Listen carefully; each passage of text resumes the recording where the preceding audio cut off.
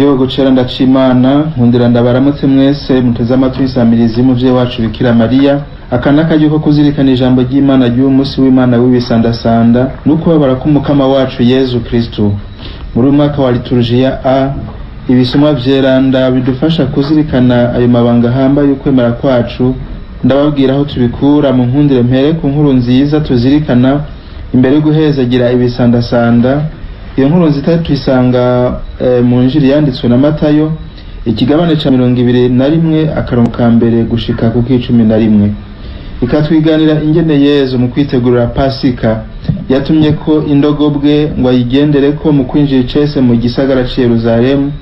Tukakura rero kwa kwicisha bugufi kuzotuma ashimagizwa agashirwa hejuru ya vyose. Nitubanze rero dutega amatwi iyo nkuru nziza imbere yo kudushikira ibindi bisomwa biteguriwe inkuka y'imisa yo kwibuka ukubabara k'umukama wacu Yezu Kristo.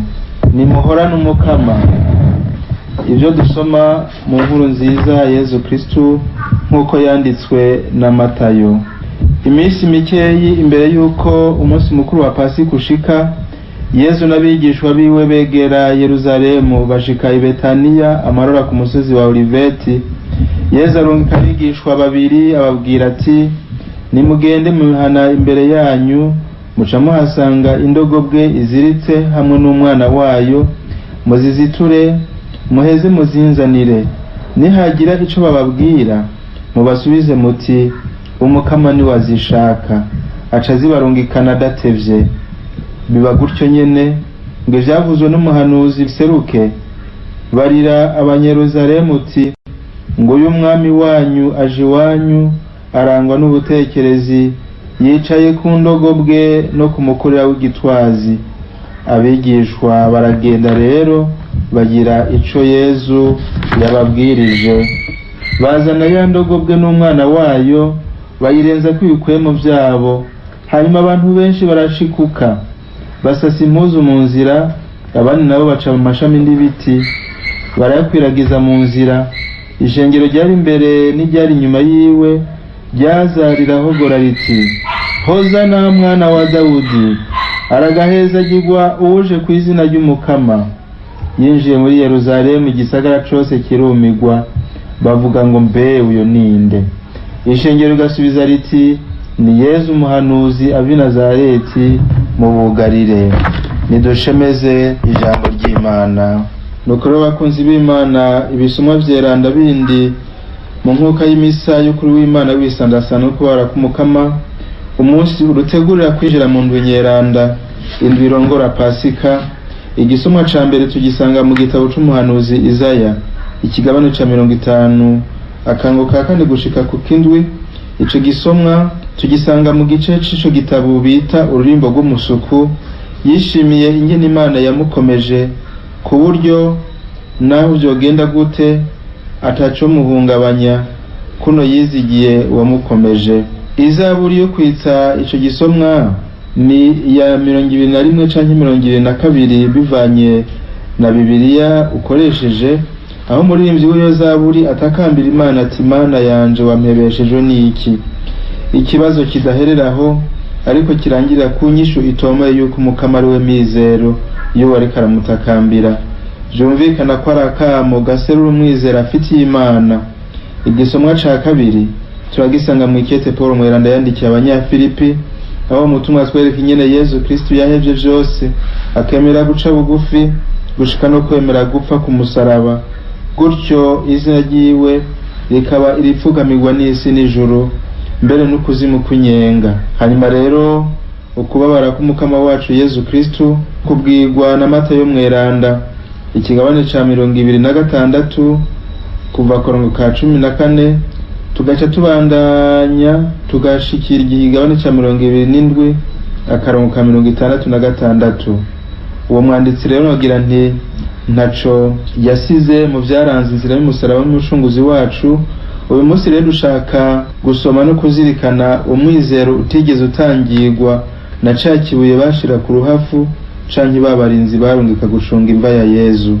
Nitwitega amatwi rero twumvirize ivyo bisomwa vyeranda. Igisomwa ca mbere. Ivyo dusoma mu gitabo c'umuhanuzi Izaya. Umukama Imana yanje yarampaye ururimi rw'umwigishwa kugira ngo nshobore kuremesha uruhijwe. Uko bukeye niko nkebura kugira ngo ndamutege ugutwi nk'umwigishwa. Umukama yarazibuye amatwi yanje, nanje sinamwankiye sinamuzibukiriye. Narateze ibitugu abankubita, abanshikura ubwanwa ndabatega imisaya, abankubita be n'abancira amate sinabahishije amaso. Umukama Imana yanje arantabara, nico gituma ibyo bitutsi ataco bingira, nico gituma mu maso nahakomeje hakadadarara nkibuye, ndazi ko ntazoteterwa. Iryo ni ijambo ry'Imana.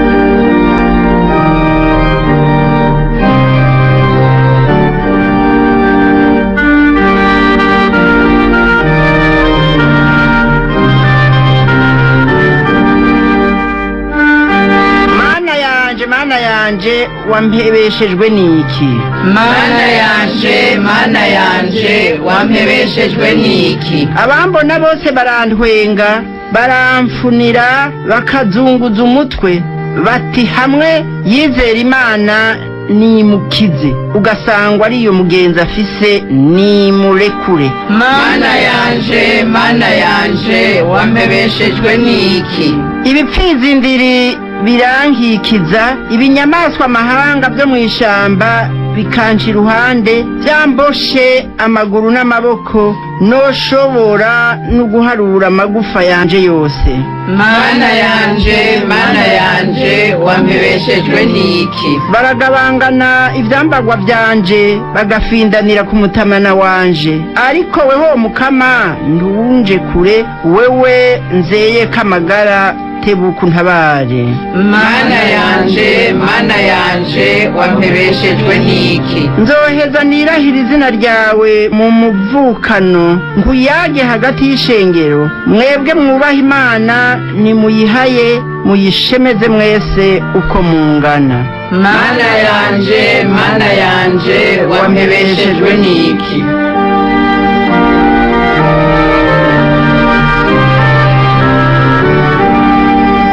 Igisomwa ca kabiri. Ivyo dusoma mw'ibaruwa umutumwa Paulo yandikiye Abanyafilipi. Umukama Yezu naho yamanye akamere k'Imana, ntiyigeze yishira hejuru ngo nuko angana n'Imana, ariko yigize ubusa mu gusangira akamere k'abasuku, mu kwigira umuntu asa n'abandi, yigenjeje nk'umuntu asanzwe, arushirizaho mbere kwicisha bugufi, aragamburuka gushika yemera urupfu, kandi urupfu rwo ku musaraba. Nico catumye Imana imushira hejuru ya vyose, ikamugabira izina rirengeye amazina yose, kugira ngo kw'izina rya Yezu bose bakubita ibifukamiro mw'ijuru, kw'isi no mu kuzimu kw'inyenga, kandi ururimi rwose ruyage hose ko Yezu Kristo ari Umukama, ngo Imana se ininahazwe. Iryo ni ijambo ry'Imana.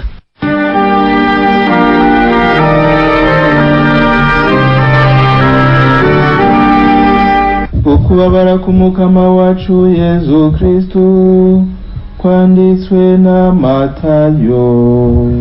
Umwe muri bamwe 12 yitwa Yuda Iskariyoti aja ku bakuru b'abaserdoti arababarira ati, mugomba kumpa iki kugira ngo ndamubahe? Bamuharurira amafeza 30. Kuva ubwo yamahiga uburyo bwo kumubaha. Ku munsi wa mbere wa azima, abigishwa begera Yezu bati, ugomba ngo dutegure Pasika he? Yezu arabishura ati, nimugende mu gisagara kwa Ntuze, mumabarire muti Umukama atumye ko ngo umunsi wanje washitse, ngomba kurira Pasika iwawe hamwe n'abigishwa banje. Abigishwa bagira nk'uko Yezu yabategereje, bategura Pasika. Ngo buze kugoroba aja gufungura be n'abigishwa biwe uko bari 12. Bariko barafungura arababarira ati, nije ukuri ndababariye, umwe wo muri mwebwe araza kungura. Biraheza bibatera umwikomo mwinshi, batangura kumubaza umwe ngo mbega mukama ni jewe?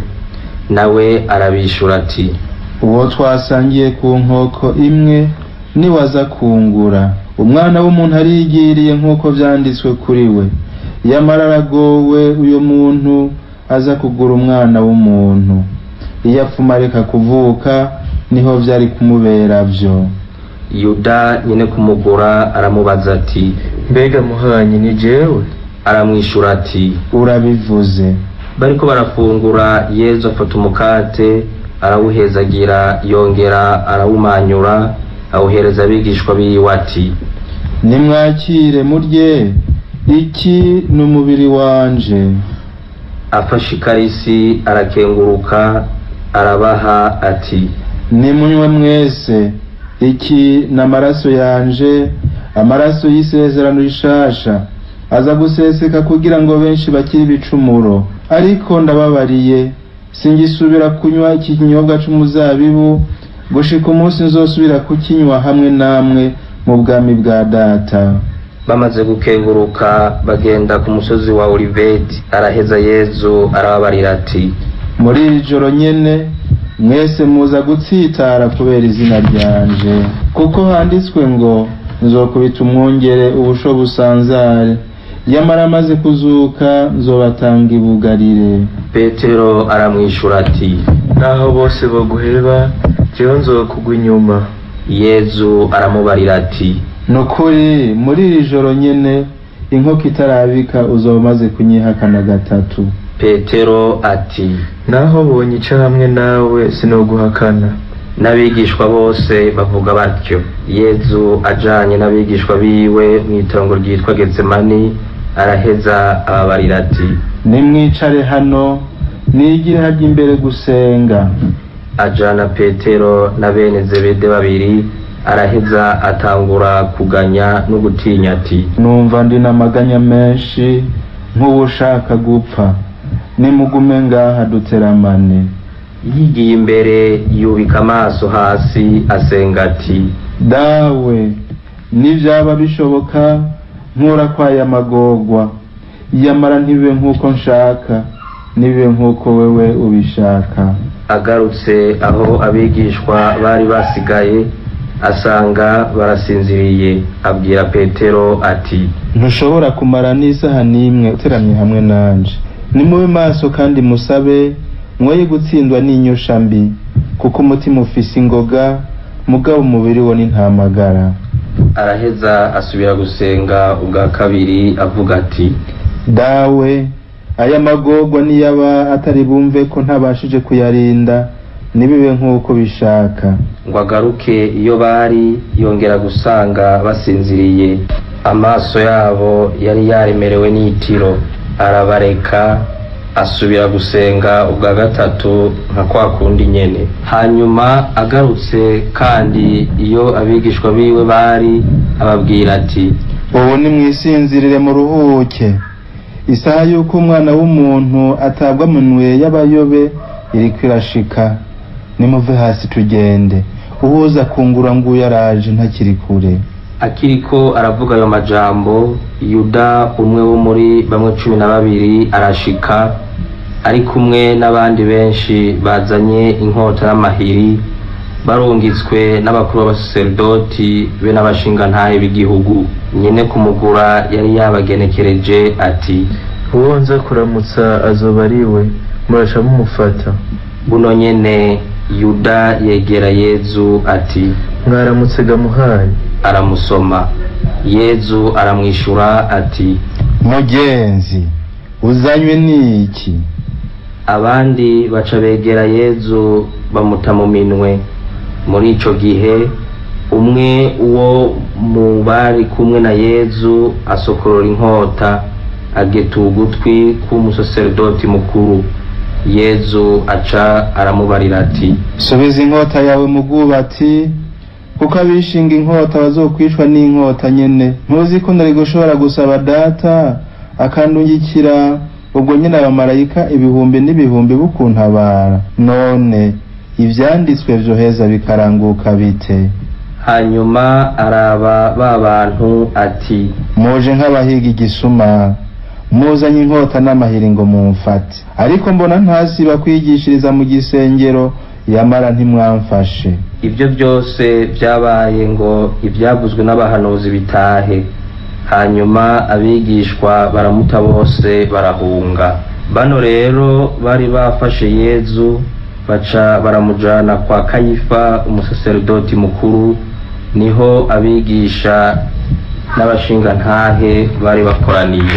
Petero yari yamukurikiye, yamara agendera kure gushika ku kirimba c'umusaserdoti mukuru, ashika imbere aja mu basuku araba amaherezo. Abakuru b'abasaserdoti n'abari mu nama nkuru bose baja kurondera abagirizi babeshera Yezu ngo bashobore kumwica. Barazana isinzi ry'ababeshi, mugabo nta n'umwe yaronse ico amwagiriza. Hararuha haza ababeshi babiri bati, yagize ngo yoshobora gusambura ingoro y'Imana agaheza agasubira kuyubaka mu minsi 3. Araheza umusaserdoti mukuru ava hasi ati, ntaco wishuye, ibyo bakwagiriza ni biki? Yezu nawe arinumira. Umusaserdoti mukuru aramubwira ati, ndakurahije ku izina ry'Imana nzima, tubarire kuri Kristo umwana w'Imana. Yezu nawe ati, ni wewe ubivuze, kandi ndakubariye n'ivy'ukuri, kuva uyu munsi muza kubona umwana w'umuntu yicaye uburyo bw'umushobora byose, muzomubona kandi agaruka ku bicu vy'ijuru. Araheza umusaserdoti mukuru atabura ivyambarwa vyiwe ati, aratutse Imana. Abagirizi turaca baronderera iki? Muravyiyumviye noneho, none ko bwanyu bite? Nabo bati, nubu gupfa. Baraheza baramucira amate mu maso, bamukubita ibipfunsi, abandi bamukubita amakofe mu kumukiyekeza bati, ntudupfinduriye noneho Kristo, wagukubise ninde? Muri ico gihe Petero yari yicaye hanze mu rugo. Umusukukazi aramwegera ati, nawe nyene wari kumwe na Yezu w'i Bugarire? Petero arahakana mu maso ya bose ati, sinzi n'ico uvuga. N'uwundi musukukazi amubone aja kw'irembo, abwira abaraho ati, n'uyu yari kumwe na Yezu w'i Nazareti. Arahakana agereka ko n'indahiro ati, uyu muntu sindamuzi. Hanyuma abaraho bamujako. Ni ivy'ukuri uri uwo muri bo, n'ivuga ryawe riraguhinyuza. Nawe aja mu byo guhakana rwose, arahira ko atazi uyo muntu. Uno nyene inkoko ica irabika. Petero aca yibuka ijambo Yezu yari yamubariye ati, inkoko iza kubika umaze kunyihakana 3. Aca rero arasohoka agenda arazimagirika yiyuha igyosozi. Bukeye mu gitondo abakuru b'abasaserdoti n'abashinga ntahe b'igihugu baja inama bose ngo bice Yezu. Bajana Yezu bamuboshe, bamuhereza Pilato icegera ca Sezari. Yuda yari yamuguze ngo abone bagiye kumwica, arigaya agarukanira abakuru b'abasaserdoti n'abashinga ntahe b'igihugu y'amafeza 30, ababarira ati, nacumuye, jewe naguze amaraso y'umweranda. Nabo bati, birutwaye iki? Biragusha. Yuda rero atereranya amafeza mu gisengero, arigira aja kwiyahura. Abakuru b'abasaserdoti bakira y'amafaranga bati, ntawe yashira mu ishinguriro ry'amaturo kuko yaguze amaraso. Niko kuja inama rero ngo bayagura umurima w'umubumvyi, ngo baze bawuhambemwo abantu bakavantara batagira aho batabwa. Nico gituma uwo murima bawise Haceldama, no kuvuga umurima w'amaraso. N'ubu ni kucitwa. Iryo umuhanuzi Yeremiya yari yaravuze rirataha ngo, bafashe ya mafeza 30, ikiguzi cuguzwe n'abana b'Isirayeli, hanyuma bayagura umurima w'umubumvyi nk'uko umukama yabitegetse. Yezu rero ahagarara imbere ya cacegera ca Sezari, ico cegera kiramubaza kiti uri umwami w'abayahudi? Yezu arishura ati niwe ubivuze. abakuru b'abaserdoti n'abashingantahe babandanya kumurega, nawe ntiyagira ico abishura. Pilato rero aramubwira ati wewe ntiwumva ivyo bakwagiriza byose? Yezu arinumira, biranatangaza cane ca cegera ca Sezari. Ico cegera ca Sezari cahora gihengera ku munsi mukuru wa Pasika, kikabohora umuntu umwe mu baboshwe uwo igihugu gisavye. Muri ico gihe mu baboshwe harimwo inkozi y'ikibi yitwa Baraba. Pilato rero ahengera abantu bakoranye, ababwira ati uwo mushaka ninde, Baraba canke Yezu yitwa Kristo? Pilato yarazi ko Yezu yazize inzigo y'abayahudi. Hano yicaye mw'iciro ry'imanza, umugore wiwe amutumako ati ntihagire ico mupfa n'uyo muntu mweranda, naraye ndose ibintu vyinshi bimwerekeye. abakuru b'abaserdoti n'abashingantahe bosha igihugu ngo gisabe Baraba, Yezu nawe yicwe. Icegera ca Sezari naco kibabwira kiti muri abo babiri uwo mushaka ko ndabarekurira ninde? nabo barasemerera bati Baraba. Pilato asubizayo ati nawe Yezu yitwa Kristo nza kumugirane? bose bishurira rimwe bati nabambwe. Pilato arabishura ati ikibi yakoze ni giki? nabo barushirizaho gukoma induru bati nabambwe. Pilato abonye bibaye iby'ubusa, ariko umugumuko uguma wongerekana, yakira amazi akarabira imbere y'ishengero avuga ati amaraso y'uyu muntu atagira icaha ntangweko, muravyifashe? igihugu cose cishurira rimwe kiti amaraso yiwe arakaduhama twebwe n'abana bacu. araheza. Pilato abarekurira Baraba. Yezu nawe ahejeje kumukubitisha aramubaha ngo bamubambe. abasirikare b'ico cegera bafata Yezu bamujana mu kirimba, bahamagara umurwi wose w'abasirikare, baraheza baramwambura ivyambarwa vyiwe, bamutererako ikindi gikwemu gitukura, bajisha urugori rw'amahwa barumwambika ku mutwe, bongera bamupfumbatisha ikibingobingo mu kuboko kw'iburyo, bakaza barapfukama imbere yiwe bamutwenga bavuga bati turakuramukije mwami w'abayahudi. baza baramucira kw'amate, bagafata nyamubingobingo bawumukubita ku mutwe. abasirikare rero bahejeje kumutetagiza, bamwambura ca gikwemu gitukura, baramusubiza ivyambarwa vyiwe, bamujana kumubamba. bashitse mu nzira bahura n'umuntu w'umunyasireni yitwa Simoni, baramugobera ngo atware umusaraba wa Yezu. bashitse ku musozi witwa Golgota, no kuvuga umusozi w'agahanga, bamuhereza umuvinyo uvanze n'umururazi ngwanywe ngo awumvirize, aca arawureka. bahejeje kumubamba bagabangana ivyambarwa vyiwe babipfindanirako, baca baricara baramurinda. hejuru y'umutwe wiwe ku musaraba hari handitswe ico azize ngo uyu ni Yezu umwami w'abayahudi.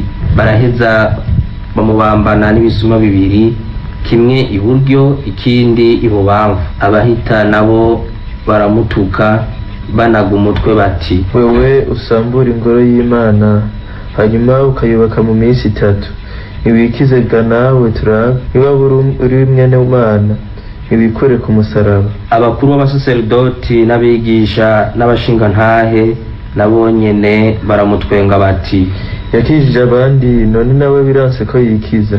niba ari umwana wa Isirayeli nave ku musaraba tumwemere. yizigiye Imana, none nimukize yabimukunda, ko yagize ngo ndi umwana w'Imana. na bya bisuma byari bibambwe hamwe nawe bimutuka gutyo nyene. kuva ku isaha ya 6 gushika ku isaha y'9 umukorane ukwira isi yose. Ku isaha y'icenda Yezu ashirijwe hejuru avuga ati, Eli Eli lama sabakitani, no kuvuga ngo mana yanje wampebeshejwe n'iki? bamwe mu bari bahagaze aho ngo bavyumve bavugana bati, wa wundi ariko aratabaza Eliya. umwe muri bo yiruka gukoza mw'isiki ipampa, arishira kw'isunwa ry'umubingobingo, aramuhereza ngo anunuze. Abandi nabo bati, reka turabe ko Eliya aza kumutabara. Yezu yongera aratura kamo, aca aracikana. Buno nyene impuzu yari mu gisengero yicamwo kubiri, kuva ruguru gushika epfo. Isi iranyiganyiga, ibitandara vy'amabuye birasadagurika, imva ziriyugurura, n'imibiri myinshi y'aberanda irazuka. Yezu amaze kuzuka, nyaberanda bavuye mu mva baja mu gisagara, babonekera abantu benshi. Umutware w'abasirikare n'abandi vyari kumwe barinda Yezu, babonye ingene isi inyiganyize n'ivyo byose vyari bibaye, baca bagira ubwoba bwinshi, bavuga bati, ni ivy'ukuri uyu yari umwana w'Imana. Hari n'abagore benshi bari bahagaze kure baraba, bari bakwirikiye Yezu kuva i Bugarire bamufasha. Muri bo hari Mariya Magdalena na Mariya nyina wa Yakobo na Yozefu, bene nyina wa bene Zebede. Ku mugoroba haza umuntu atunze aturuka i Arimati, akitwa Yozefu, na wenyene yari umwigishwa wa Yezu. Aja kwa Pilato kumusaba ikiziga ca Yezu. Pilato atumako ngo bakimuhe. Yozefu yakira ikiziga ca Yezu, agifukisha impuzu yera, agishira mu ruhafu rushasha yari yiyimbishirije mu gitandara cibuye. Araheza ahindira ku muryango ikibuye amahanga, arigira. Mariya Magdalena n'uwundi mugore Mariya niho bari bicaye berekeye ku ruhafu. Bukeye umunsi wo kwitegurira uheze, abakuru b'abasaserdoti n'abafarizayo baja kwa Pilato, baramubwira bati, muhanyi, twibutse ko wa muhumvyi akiri muzima yavuze ngo iminsi 3 iheze nzozuka. Teka rero barinde uruhafu gushika ku munsi ugira gatatu, abigishwa biwe ntibahave baza kumwiba, hanyuma ngo babwire igihugu ko yazutse mu bapfuye.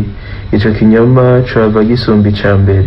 Pilato arabishura ati, namwe ntimubuza abarinda, genda murinde murabizi. Baragenda barihweza uruhafu, bashira ikimenyetso kwibuye be n'abarinzi. Bavukanye inkunda, ndiko ndazirikana ivyo Umukama ariko arakora muri aya majambo yose twumvise, nugira nti nta yandi akwiye kongerwako. Ariko rero nkundira mvuge ntuguhimbaza ukubara k'Umukama wacu Yezu Kristo k'umwaka, ntitubisoma gusa ariko turiko turabibamwo, turavye ibihe tugezemwo, ko twagiye tubona duterwa n'ikiza c'indwara iteye ubwoba, aho benshi bariko barahinda agashitsi. Birabereye ko iri jambo ry'Imana rikabura muri twebwe ivyo dukeneye vyose, ngo ubuzima bwacu ntibwigere buja kure y'Imana, kuko kure y'Imana ari kure y'ubuzima. Imbere yacu tubona Pasika twimirije guhimbaza, ariko kandi turazi ko Pasika idashoboka tutabanje gukurikira Yezu Kristo mu nzira y'umusaraba. Ngira ngo nivyo abantu bubu twibagiye, twaravyibagiye gushikaho dusanga twatwawe no kurondera nyabuna kubaka ubuzima butari mw'Imana. Ariko ingendo ya Yezu iratwereka ko ariyo yonyene ishobora kudushikana ku buhigwe. Nitwemerere ko atayindi nzira ishika. Iyo ngendo ya Yezu nayo si yindi, shaka ko tubizirikana muri utu duce. Ubwa mbere, muri ya nkuru nziza ibanziriza urugendo hezagira ibisandasanda, tubona umwe abamarayika batangaza igihe yavuka ko ari umwana w'Imana, umwami w'abami, aje yicije bugufi mu kugendera ku ndogobwe. We yaje ava mu ijuru, ntakeneye ibitwazi biteye ubwoba nk'ivy'abami bo ngaha kw'isi. Ubwa kabiri, ngo nimube maso kandi musabe mwoye gutsindwa n'inyosha mbi, kuko umutima uri n'ingoga mugabo umubiri wo ni nta magara. Turi mu bihe iki kiza catumye hirya no hino kw'isi bugara amasengero kugira ngo ntibandukirwe canke ntibandukize, ariko ntitwibagire ko ahenshi amasengero usanga batari bakinayatumbera, mbere ugasanga benshi bivugira ngo abasenga n'ababuze ico bakora canke nabo bakene. Ariko rero uyu munsi turashobora kuzirikana ko umubiri w'umuntu ari nta ntege nyene, naho amasengero yugawe nitwugurure ingoro z'imitima yacu kugira ngo Imana ize igume muri twebwe ibane natwe vy'ukuri. Ubugira gatatu ngo amafaranga yaguzwe Yezu ngo baciye bayagura umurima bise umurima w'amaraso. Ndiko ndazirikana iryo jambo rero nibajije nti ubwo uwo murima w'amaraso si isi ya none turiko? Itegereze namwe ingene iyi si twayigize umurima w'amaraso, kuko twagurishije Yezu mu kumukura mu bigize ubuzima bw'abantu. Muti gute? Nitwiyumvira ingene n'imbere y'uko coronavirus dutera hirya no hino ku isi amaraso yirirwa araseseka. Uyu munsi baraharura bene wacu bariko barahitanwa n'iki kiza, ariko nta numwe yigeze aharura bene wacu bahitanwa n'intambara ku isi nzima, kuko nabo nyene benshi bicwa mu gipfungu cinshi, kandi nabo nyene benshi rero ntibanashinguranwe n'iteka. Mbega n'inda bababaye. Uyu munsi abantu bose bahagurutse kugira ngo bagwanire ubuzima, ariko ntibahagurutse ngo bahagarike ingwano zibera ku isi, nazo nyene zisasika inganda ku rugero ruteye ubwoba. Imbere ya byose rero nitwigaye, dupfukame, dutakambe, dusaba Imana igirira imbabazi igihugu cayo, ko igihe yasezerana na Nowe sokuru wacu yuko itazosubira gutikiza isi ikoresheje segenya, ikaduha ikimenyetso c'umunywa w'amazi ngo kitubere isezerano rufitaniye. Iyo Mana nidukure ko imvuto y'iki kiza cateye isi, maze natwe tuyereke ikimenyetso kidasanzwe co guhinduka. Erega iyo Mana niyo yabwiye nyene Nowa iti, ariko kandi amaraso yanyu ariyo ubuzima bwanyu nzoyishuza. Irungikanye iti, ubusesa amaraso y'umuntu, amaraso yiwe azoseswa n'umuntu, kuko umuntu yagizwe mu gasho k'Imana. Hanyuma kandi ngo nibibe nk'uko ubishaka. Mu kwinjira mu ndwi nyeranda rero nitwitwaza akagakuni keza gashobora kudushikana igorogota, kakatubera kandi ako dushobora gukiriza mu guhimbaza izuka ku munsi wa Pasika, ishaka ry'Imana. Byose tugiye tuti nibe nk'uko ubishaka. Naho rero muri inkuru nzeye Matayo twumvise Bikira Mariya batamuvuzemwo, turazi neza ko ariho yarari mu nzira y'umusaraba y'umucunguzi. Nano turazi ko Yohani Mweranda yabitwereka akatubwira ati yari munsi y'umusaraba.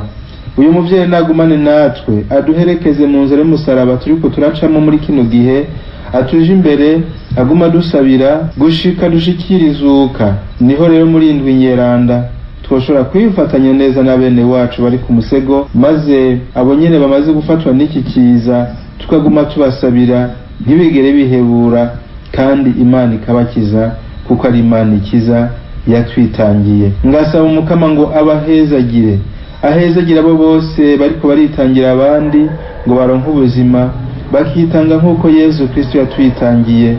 Reka twese twiteguye guhimbaza amabanga yemeranda y'icungwa ryacu. Ndabasabiye umuhezagiro w'Umukama. Imana nibahezagire.